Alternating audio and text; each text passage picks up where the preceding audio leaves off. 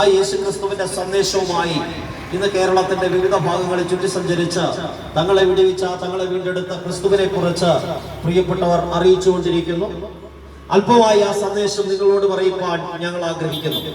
ലോകം വല്ലാത്തൊരു കാലഘട്ടത്തിലാണ്. ആർക്കും ഒരിടത്തും സമാധാനമില്ല, സന്തോഷമില്ല, കുടുംബങ്ങൾക്കകത്ത് സമാധാനമില്ല, വ്യക്തിപരമായി ജീവിതത്തിൽ സമാധാനം അനുഭവിക്കാൻ കഴിയുന്നില്ല. സാമ്പത്തികമായി നല്ല നിലവാരമുണ്ട്, വിദ്യാഭ്യാസമുണ്ട്, നല്ല ഭവനങ്ങളുണ്ട്, നല്ല വാഹനങ്ങളുണ്ട്. പക്ഷേ മനുഷ്യന് സമാധാനമില്ല. മനുഷ്യൻ സമാധാനത്തിനായി വിവിധ സ്ഥലങ്ങളിൽ അന്വേഷിച്ച് നടക്കുകയാണ്. വിവിധങ്ങളായ തീർത്ഥാടന കേന്ദ്രങ്ങൾ, ആരാധനാലയങ്ങൾ, വിവിധങ്ങളായ മതപരമായ അനുഷ്ഠാനങ്ങളും ആചാരങ്ങളും ഒക്കെ ചെയ്ത് മനുഷ്യൻ ജീവിതത്തിൽ സമാധാനം നേടുവാൻ വേണ്ടി ഓടി നടക്കുകയാണ്. എത്രയൊക്കെ സമ്പത്തുണ്ടായിട്ടും സ്വസ്ഥമായിട്ട് ഭവനത്തിനകത്തൊന്ന് കയറി കിടന്ന് ഉറങ്ങാൻ കഴിയാത്ത അവസ്ഥയിലേക്ക് മനുഷ്യൻ മാറിക്കൊണ്ടിരിക്കുന്നു. എന്തുകൊണ്ട് മനുഷ്യ ജീവിതത്തിന്റെ സമാധാനം നഷ്ടപ്പെടുന്നു? എന്തുകൊണ്ട് മനുഷ്യ ജീവിതത്തിന്റെ സന്തോഷം നഷ്ടപ്പെടുന്നു? ഇതിന് ഉത്തരം തരുന്ന ഏക പുസ്തകം വിശുദ്ധ വേദപുസ്തകമാണ്. വിശുദ്ധ വേദപുസ്തകം പറയുന്നു, മനുഷ്യന്റെ അകത്ത് ദൈവിക സമാധാനത്തോടുകൂടി, ദൈവിക സന്തോഷത്തോടുകൂടി, ദൈവിക സ്നേഹത്തോടുകൂടി ആ മനുഷ്യനെ ഭൂമിയിൽ സൃഷ്ടിച്ചത്. എന്നാൽ ദൈവത്തോടുള്ള തന്റെ കൂട്ടായ്മയിൽ നിൽക്കാതെ മനുഷ്യൻ ദൈവത്തിൽ നിന്ന് അകന്നുപോയ അനുഭവം, പാപം എന്ന് പറയുന്നത് മനുഷ്യ ജീവിതത്തിൽ പ്രവേശിച്ചപ്പോൾ അവന്റെ ജീവിതത്തിലെ സമാധാനവും സന്തോഷവും ഒക്കെ നഷ്ടപ്പെട്ടു. അങ്ങനെ പാപം അവന്റെ അകത്ത് നിലനിൽക്കുന്നിടത്തോളം അവൻ തിന്മ ചെയ്യുവാൻ പ്രേരിതനായി മാറുകയാണ്. നന്മ ചെയ്യണമെന്നൊക്കെ അവൻ ഉണ്ടെങ്കിലും പലപ്പോഴും അവന് നന്മ ചെയ്യാൻ കഴിയാതെ അവൻ തിന്മയിലേക്ക് വഴിമാറിപ്പോയിക്കൊണ്ടിരിക്കുകയാണ്. അങ്ങനെ നിരവധിയായ ലഹരികളും മദ്യവും അതുപോലെയുള്ള തിന്മകളുടെ പ്രവൃത്തികളിലേക്കൊക്കെ അവൻ അറിയാതെ വഴുതി വീഴുകയാണ്. കുടുംബത്തിനകത്ത് സമാധാനത്തോടെ ജീവിക്കണമെന്ന് അവൻ ആഗ്രഹമുണ്ടെങ്കിലും അവൻ അതിന് കഴിയുന്നില്ല. എത്ര ശ്രമിച്ചിട്ടും അവന് സമാധാനം സ്ഥാപിക്കാൻ കഴിയുന്നില്ല. ഇങ്ങനെ മനുഷ്യന്റെ ജീവിതം സമാധാനമില്ലാതെ മുന്നോട്ട് പോകുമ്പോൾ ഇതിന് കാരണമായ പാപത്തിൽ പരിഹരിക്കാൻ അവന്റെ മനോമുഖരങ്ങളിൽ ഉയർന്നു വന്ന വിവിധങ്ങളായ അനുഷ്ഠാനങ്ങളും ചിന്തകളും ഒക്കെ അനുസരിച്ച് പലതരത്തിലുള്ള ആചാരങ്ങളും കർമ്മങ്ങളും ഒക്കെ ചെയ്യാൻ തുടങ്ങി. അങ്ങനെയാണ് ഭൂമിയിൽ മതങ്ങളൊക്കെ രൂപം കൊണ്ടത്. മനുഷ്യൻ ഗോത്ര വംശജരായി ജീവിച്ചിരുന്ന കാലം മുതൽ വിവിധ ഗോത്രങ്ങൾ വിവിധങ്ങളായ ആചാരങ്ങളും അനുഷ്ഠാനങ്ങളും ജീവിച്ചു. പിന്നീട് അത് സംഘടിതമായ മതങ്ങളായി മാറി. ധാർമ്മികമായ നല്ല ഉപദേശങ്ങളും ധാർമ്മികമായ അത്തരത്തിലുള്ള പ്രബോധനങ്ങളും ഒക്കെ നൽകിയ പലരും മത ആചാര്യന്മാരായി മാറി. അങ്ങനെ മതങ്ങൾ ഭൂമിയിൽ ഉണ്ടായി. എന്നാൽ മതങ്ങൾക്കും മതപരമായ അനുഷ്ഠാനങ്ങൾക്കോ കർമ്മങ്ങൾക്കോ ഒന്നും മനുഷ്യ ജീവിതത്തിൽ യഥാർത്ഥമായ സമാധാനം കൊടുക്കാൻ കഴിഞ്ഞില്ല.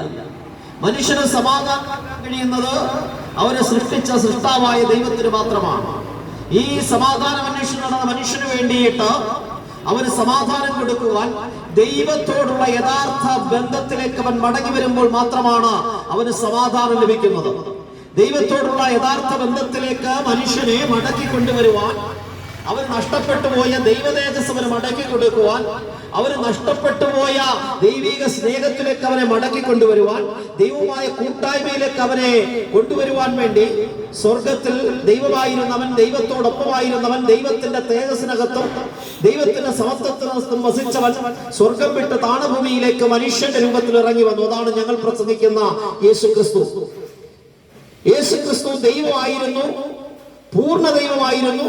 എന്ന സ്വർഗത്തിലായിരുന്നവൻ സ്വർഗം വിട്ട് തരണഭൂമിയിൽ മനുഷ്യന്റെ രൂപത്തിൽ നന്മ വസിക്കാത്ത, പാപം മാത്രം ചെയ്ത് ജീവിക്കുന്ന, തിന്മയിൽ മാത്രം അധിഷ്ഠിതമായി ജീവിക്കുന്ന, യാതൊരു നന്മയും വസിക്കാത്ത അഭക്തനായ ബലഹീനനായ മനുഷ്യനെ തേടി ഈ ഭൂമിയിലേക്ക് ഇറങ്ങി വന്ന ഒരുവനെ കുറിച്ചാണ് ഞങ്ങൾ പ്രസംഗിക്കുന്നത്. അതുകൊണ്ടാണ് വിശുദ്ധ വേദപുസ്തകം ഇങ്ങനെ പറയുന്നത്, അവന്റെ പുത്രനായ യേശു ക്രിസ്തുവിൽ വിശ്വസിക്കുന്ന, ഏകജാതനായ യേശു ക്രിസ്തുവിൽ വിശ്വസിക്കുന്ന ഏവർക്കും നിത്യജീവൻ നൽകുവാൻ ദൈവം യേശുവിനെ നൽകുവാൻ തക്കവണ്ണം ലോകത്തെ സ്നേഹിച്ചു. യേശു ദൈവമായിരുന്നു, ദൈവത്തോടൊപ്പമായിരുന്നു, ദൈവപുത്രനായിരുന്നു, പൂർണ്ണ ദൈവമായിരുന്നു. അവൻ മനുഷ്യ രൂപത്തിലേക്ക്, യാതൊരു നന്മയും വസിക്കാത്ത മനുഷ്യന്റെ രൂപത്തിലേക്ക്, മനുഷ്യ സാദൃശ്യത്തിൽ ഈ ഭൂമിയിലേക്ക് ഇറങ്ങി വന്നു. ഈ ലോകത്തെ സ്നേഹിച്ചു. ഈ ലോകത്തെ സ്നേഹിച്ചു എന്ന് പറഞ്ഞാൽ ഒരു നന്മയുമില്ലാത്ത എന്നെ സ്നേഹിച്ച, നമ്മളെ ഓരോരുത്തരെയും സ്നേഹിച്ച യേശു ക്രിസ്തു ഭൂമിയിലേക്ക് കടന്നു വരുവാൻ ഇടയായി തീർന്നു. മനുഷ്യന്റെ മുഴുവൻ പാപവും യേശു തന്റെ സ്വന്തം ശരീരത്തിൽ വഹിക്കുവാനിടയായി. മനുഷ്യൻ ചെയ്തു കൂട്ടിയ മൃഗബലികളും മനുഷ്യൻ ചെയ്തു കൂട്ടിയ കർമ്മങ്ങളും ആചാരങ്ങളും മതാനുഷ്ഠാനങ്ങൾക്കുമൊന്നും മനുഷ്യന്റെ പാപത്തെ പരിഹരിച്ച് ദൈവത്തോട് അവനെ നിരപ്പിക്കുവാൻ കഴിയാതിരിക്കുമ്പോ സ്വർഗം വിട്ട് താണഭൂമിയിലേക്ക് ഇറങ്ങി വന്ന യേശു ക്രിസ്തു മനുഷ്യനെ ദൈവത്തിൽ നകറ്റിക്കളഞ്ഞ പാപം, അവന്റെ ജീവിതത്തിന്റെ സകല പാപവും സകല മനുഷ്യന്റെയും പാപം സ്വന്തം ശരീരത്തിൽ വഹിച്ചുകൊണ്ട് യേശു കാൽവരിയിൽ മാനവകുലത്തിനു വേണ്ടി യാഗമായി മാറി. എന്നെയും എന്നെ കേൾക്കുന്ന പ്രിയപ്പെട്ടവരുടെയും ഈ ഭൂമിയിൽ എന്നയോളം ജനിച്ചിട്ടുള്ള സകല മനുഷ്യന്റെയും പാപം സ്വന്തം ശരീരത്തിൽ വഹിച്ചുകൊണ്ട് ലോകസ്ഥാപനത്തിനു മുമ്പേ തീരുമാനിക്കപ്പെട്ടിരുന്ന ലോകത്തിന്റെ പാപങ്ങൾ ചുമക്കുന്ന ദൈവകുഞ്ഞാടായി യേശു ക്രിസ്തു ഭൂമുഖത്തേക്ക് വന്ന മനുഷ്യന് വേണ്ടി യാഗമായി തീർന്നു. ഒരു നന്മയും വസിക്കാത്ത അഭക്തനായ പാപിയായ നമുക്ക് വേണ്ടി യേശു കാൽവരിയിൽ യാഗമായി തീർന്നു. യേശു ക്രിസ്തുവിന്റെ കാൽവരി യാഗത്തിലൂടെ മാനവകുലത്തിന്റെ പാപത്തിന് പൂർണ്ണമായ പരിഹാരം വന്നിരിക്കുകയാണ്. അതുകൊണ്ട് ഇന്ന് പകൽ ഞങ്ങളെ കേൾക്കുന്ന പ്രിയപ്പെട്ടവരോട് ഞങ്ങൾക്ക് വിളിച്ചു പറയാനുള്ളത്, ഞങ്ങൾ പറയുന്ന ഒരു മതപ്രഭാഷണമല്ല, ഞങ്ങൾ പ്രസംഗിക്കുന്നത് മതപരിവർത്തനത്തെ കുറിച്ചല്ല, മറിച്ച് മനുഷ്യന്റെ ആത്മരക്ഷയെ കുറിച്ചാണ് ഞങ്ങൾ പ്രസംഗിക്കുന്നത്. ഒരു മനുഷ്യനെ ദൈവത്തോട് നിരപ്പിക്കുവാൻ, ഒരു മനുഷ്യനെ ദൈവത്തോട് അടുപ്പിക്കുവാൻ, ഒരു മനുഷ്യനെ ദൈവിക ബന്ധത്തിലേക്ക് മടക്കി കൊണ്ടുവരുവാൻ മനുഷ്യൻ ചെയ്യുന്ന ഒരു കർമ്മങ്ങൾക്കും കഴിയാതിരിക്കുമ്പോ സ്വർഗം വിട്ട് താണഭൂമിയിലേക്ക് ഇറങ്ങി വന്ന അവന്റെ പാപം മുഴുവൻ സ്വന്തം ശരീരത്തിൽ വഹിച്ച് അവന് പകരക്കാരനായി കാൽവരിയിൽ മരിച്ച യേശുവിനെ കുറിച്ചാണ് ഞങ്ങൾ പ്രസംഗിക്കുന്നത്. യേശു നമുക്ക് പകരക്കാരനായി മാറി. നാം പാപത്തിന്റെ ശിക്ഷയായി എന്ത് ശിക്ഷയാണോ അനുഭവിക്കേണ്ടത്, പാപത്തിന്റെ ശമ്പളമായ മരണമെന്ന് വേദപുസ്തകം പറയുന്ന ആ ശിക്ഷ സ്വന്തം ശരീരത്തിൽ ഏറ്റുവാങ്ങിക്കൊണ്ട് യേശു കാൽവരിയിൽ മാനവകുലത്തിനു വേണ്ടി യാഗമായി മാറി. അങ്ങനെ യേശുവിന്റെ കാൽവരി യാഗത്താൽ മാനവകുലത്തിന് പാപപരിഹാരം സിദ്ധിച്ചു. അതുകൊണ്ട് ഇന്ന് പകൽ പാപത്തിന്റെ പരിഹാരത്തിനായി ഇനി തീർത്ഥാടനങ്ങൾ നടത്തണ്ട, ആചാരങ്ങൾ നടത്തണ്ട, യാഗങ്ങൾ നടത്തണ്ട, കർമ്മങ്ങൾ നടത്തണ്ട, ഒന്നും ചെയ്യണ്ട. ഒറ്റ വാക്ക്, ഇരിക്കുന്ന ഇരിപ്പിലിരുന്നു കൊണ്ട് യേശുവേ അങ്ങ് എനിക്ക് പകരക്കാരനായി കാൽവരിയിൽ അവിടുന്ന് യാഗമായി തീർന്നു എന്ന് വിശ്വസിച്ച് ഏറ്റുപറയുകയാണെങ്കിൽ സൗജന്യമായി പാപമോചനം ലഭിക്കുകയാണ്. എന്തുകൊണ്ട് ദൈവപുത്രനായിരുന്ന യേശു ക്രിസ്തു മനുഷ്യരൂപത്തിൽ ഭൂമുഖത്തേക്ക് വന്നു?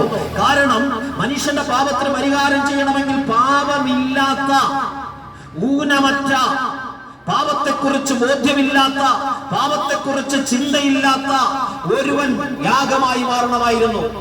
മനുഷ്യരെല്ലാവരും പാപികളായതുകൊണ്ട് നാം ചെയ്യുന്ന കർമ്മങ്ങളും നാം ചെയ്യുന്ന അനുഷ്ഠാനങ്ങളും തീർത്ഥാടനങ്ങളും കുർബാനകളും കൊന്തകളും ഒന്നും സ്വീകരിക്കുവാൻ ദൈവം തയ്യാറാകില്ല. കാരണം പാപിയുടെ കയ്യിൽ നിന്ന് ദൈവമൊന്നും സ്വീകരിക്കുന്നില്ല. അതുകൊണ്ട് പാപമില്ലാത്ത, പരമപരിശുദ്ധനായ, പാപത്തെക്കുറിച്ച് ബോധ്യമില്ലാത്ത, പാപം ചെയ്തിട്ടില്ലാത്ത യേശു ക്രിസ്തുവിനെ ഭൂമുഖത്തേക്ക് അയച്ച് മാനവകുലത്തിനു വേണ്ടി യാഗമാക്കി മാറ്റി. അതുകൊണ്ട് ഇന്ന് പകൽ ഞങ്ങൾ വിളിച്ചു പറയുന്നു, ആ യേശു ക്രിസ്തുവിന്റെ യാഗത്തിലൂടെ പാപത്തിന്റെ പരിഹാരം വന്നു. അതുകൊണ്ട് അവന്റെ പുത്രനായ യേശുവിന്റെ രക്തം സകല പാപവും പോക്കി നമ്മെ ശുദ്ധീകരിക്കുകയാണ്. എത്ര വലിയ പാപിയായിരുന്നാലും, എത്ര വലിയ ക്രിമിനൽ സ്വഭാവമുള്ള വ്യക്തിയായിരുന്നാലും, ഏതൊക്കെ വിധത്തിലുള്ള പാപത്തിന്റെ അനുഭവങ്ങൾക്കകത്ത് ജീവിക്കുന്ന വ്യക്തിയാകട്ടെ, ഇരിക്കുന്ന ഇരിപ്പിലിരുന്നു കൊണ്ട് കർത്താവേ ഞാൻ പാപിയാണെന്ന് ഒന്ന് അംഗീകരിച്ച് എനിക്ക് പകരക്കാരനായി യേശു കാൽവരിയിൽ മരിച്ചു എന്ന് ഒന്ന് വിശ്വസിക്കുന്നുവെങ്കിൽ സൗജന്യമായി പാപമോചനം നിങ്ങളുടെ ജീവിതത്തിനകത്ത് ലഭ്യമാവുകയാണ്. അവന്റെ പുത്രനായ യേശു ക്രിസ്തു വിശ്വസിക്കുന്ന സകലർക്കും ദൈവമക്കളാകുവാൻ അവൻ അധികാരം കൊടുത്തു എന്ന് തിരുവചനം പറയുന്നു. അങ്ങനെയാണെങ്കിൽ ഇന്ന് പകൽ ഏത് ജാതിയിലോ മതത്തിലോ വർണ്ണത്തിലോ വർഗത്തിലോ ഒക്കെ ജനിക്കുന്ന പ്രിയപ്പെട്ടവരാകട്ടെ, ആരായിരുന്നാലും സൗജന്യമായി നിങ്ങൾക്കും ദൈവമകനായി മാറാൻ കഴിയും. ഇരിക്കുന്ന ഇരിപ്പിലിരുന്നുകൊണ്ട് യേശുവിൽ വിശ്വസിച്ച് യേശുവിനെ ദൈവപുത്രനാണെന്ന് അംഗീകരിച്ച, യേശു എനിക്ക് പകരക്കാരനായി മരിച്ചു എന്ന ഹൃദയത്തിൽ വിശ്വസിച്ച ഏറ്റുപറയുന്നുവെങ്കിൽ സൗജന്യമായി നിങ്ങൾക്കും പാപമോചനം ലഭിച്ച് നിങ്ങൾക്കും ദൈവ മകനെന്ന പദവിയിലേക്ക് വരുവാൻ ഇടയായിത്തീരും.